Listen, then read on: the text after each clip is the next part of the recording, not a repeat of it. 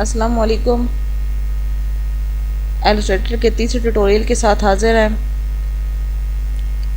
पहले हमने इलस्ट्रेटर के बारे में उसका इंट्रोडक्शन पढ़ा है और सिर्फ ये पढ़ा है कि इसमें इसका मेनू बार कौन सा है और टूल बार कौन सा है। और कल के लेसन में हमने ये पढ़ा था कि इसमें हम आर्ट बोर्ड कैसे डिफ़ाइन करते हैं और हमें जब एक से ज़्यादा आर्ट्स बोर्ड चाहिए हो और सब पे हमने इकट्ठे काम करना हो तो वो हमने किस तरह करना है। और उसके लिए हमें भी एक फ़ाइल नहीं बनाना पड़ेगी, एक ही फ़ाइल बनाना पड़ेगी, ज़्यादा फाइलें जो है वो नहीं बनाना पड़ेंगी। तो कल हमने उसमें ये सीखा था कि हमें डिफरेंट साइज़ के आर्ट बोर्ड चाहिए और एक ही फाइल में हमने उनको अरेंज करना होगा। तो आज जो हमने करना है वो ये करना है कि हमने देखना है भी हमें कौन सी एप्लीकेशन चाहिए, बिटमैप एप्लीकेशन चाहिए या वेक्टर एप्लीकेशन चाहिए। व्यूअर, जैसा कि आपको पता है कि जो भी एक अच्छे ग्राफिक डिज़ाइनर के लिए ज़रूरी है कि उसे बिटमैप एप्लीकेशन और वेक्टर एप्लीकेशन पे मुकम्मल अबूर हासिल हो ताकि वो अच्छी तरह अपना काम कंप्लीट कर सके। जो बिटमैप एप्लीकेशन होती है वो उसमें ये होता है कि उसमें जो भी तस्वीर हम लेते हैं या जो भी इमेज हम लेते हैं उसमें पिक्सल जो है वो फट जाते हैं, यानी कि चीज़ जो होती है उसके वो छोटे छोटे डिब्बों में उसको जो है वो मैनेज करके पूरी इमेज को कंप्लीट करते हैं। जबकि वेक्टर में जो होता है उसमें रेजोल्यूशन जो होता है बहुत हाई होता है और उसमें जो है वो तस्वीर फटती नहीं है, आप जितना भी उसको जूम आउट करें या जूम इन करें।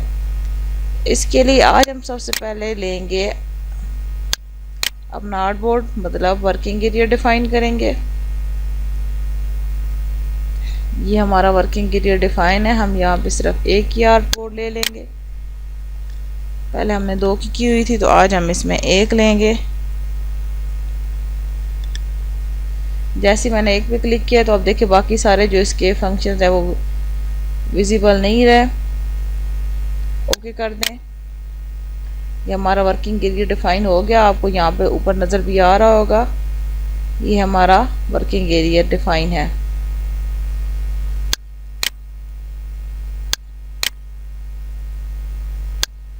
अच्छा, उसके बाद अगर हम ये हमारे पास हमारा एक आर्ट बोर्ड है, यहाँ अगर हमने कुछ और काम करना है, यानी कि हमें चाहिए कि हम ज़्यादा काम करना चाहते हैं और हमारे पास एक ही आर्ट बोर्ड है, तो उसके लिए हम क्या करेंगे कि हम आर्ट बोर्ड रूल सेलेक्ट करेंगे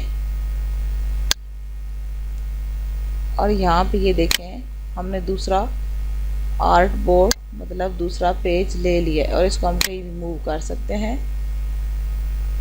और छोटा बड़ा भी हम इसको कर सकते हैं। इस तरह हमारे पास ये है तो हमने इसको छोटा करना है। ये देखें इसका साइज़ हमारे पास छोटा हो गया है। इसको भी ये एक दूसरे के लेफ्ट आउट ना होना है।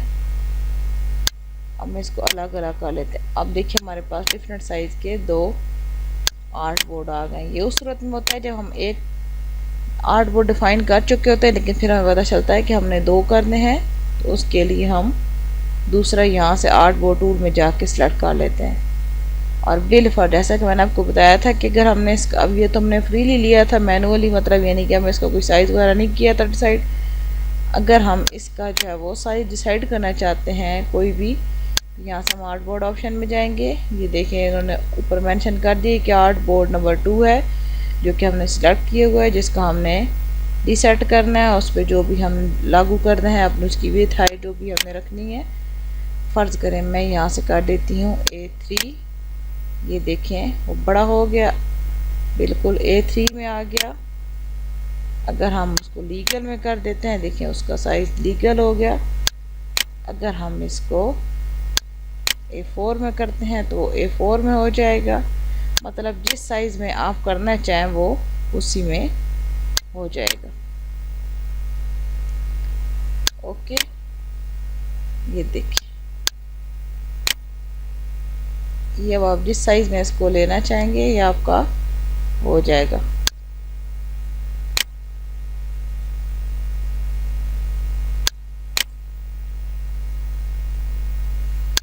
यहाँ से इजीली हम इनका रीसाइज कर सकते हैं। ये हमारा फ्री स्टाइल होता है, मतलब हमें इसमें कोई भी इसका एग्जैक्ट नहीं पता होता कि इसकी हाइट कितनी है, विड्थ कितनी है, मतलब फ्रीली हम इसको मूव करते हैं।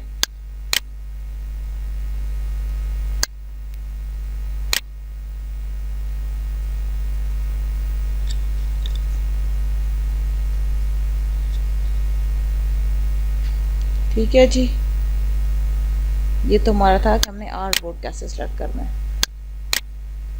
नेक्स्ट जो हमने आज के लेसन में सीखना है वो ये है कि वेक्टर एप्लीकेशन क्या होती है और बिटमैप एप्लीकेशन क्या होती है। ये देखिए हमने कर दिए, इसमें हमारा वर्किंग के लिए डिफाइन है। अब यहाँ से हम कोई भी अपनी पिक्चर ले लेते हैं। ये देखिए, ये जो पिक्चर हमारे पास आ रही है इसमें आप देखें ये एक लोगो है, सिंपल सा लोगो है। अब हमने चेक ये करना है कि ये किस में है,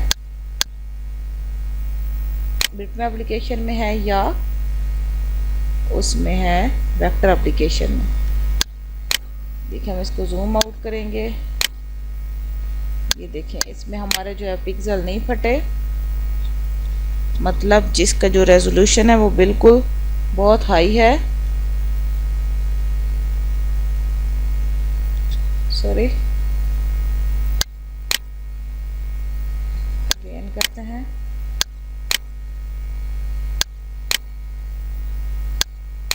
ये देखें इसका रेजोल्यूशन, मतलब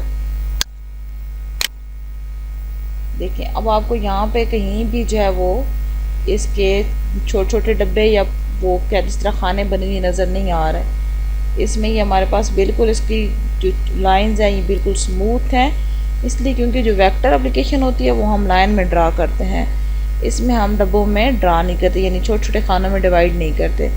जबकि जो बिटमैप एप्लीकेशन होती है उसमें हम जो चीज़ बनाते हैं, ये जो भी करते हैं वो छोटे छोटे खानों पे मिलकर एक जो है वो तस्वीर बनाते हैं, और उसमें उसको हम जितना जूम करते जाएंगे वो तस्वीर जो होती है उसका सारा जो है उसमें छोटे छोटे वो डिब्बे सामने आते जाते हैं, यानी कि उसकी पिक्सल फट जाते हैं और वो चीज़ बिल्कुल ही तस्वीर हमारे पास चेंज हो जाती है। जबकि वेक्टर एप्लीकेशन में हमारे साथ ऐसा नहीं होता, इसका जो है वो रिजल्ट बिल्कुल रेजोल्यूशन होता है वो हाई होता है, और ये पिक्सल जो है इसके फटते नहीं है, यानी आप देखें बिल्कुल स्मूथ आ रहा है, कहीं पर भी आपको ये तस्वीर फटती हुई या डिब्बों में डिवाइड होती नज़र नहीं आती।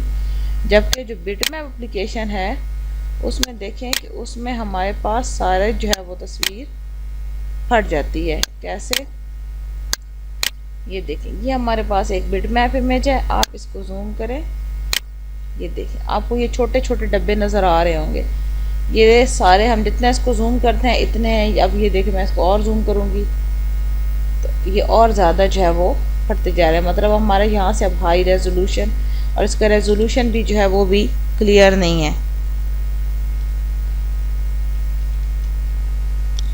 इस कैप कर दें,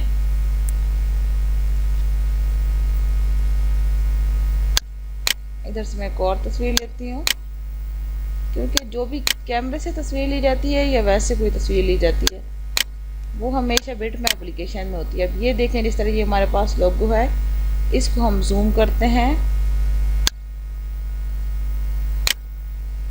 ये देखें इसको हमने जूम किया, इसके भी पिक्सल हमें फटते हुए नज़र आ रहे हैं, और जो तस्वीर हम जूम करते जाते हैं इसके इतने ही जो है पिक्सल फटते हमें नज़र आ रहे हैं।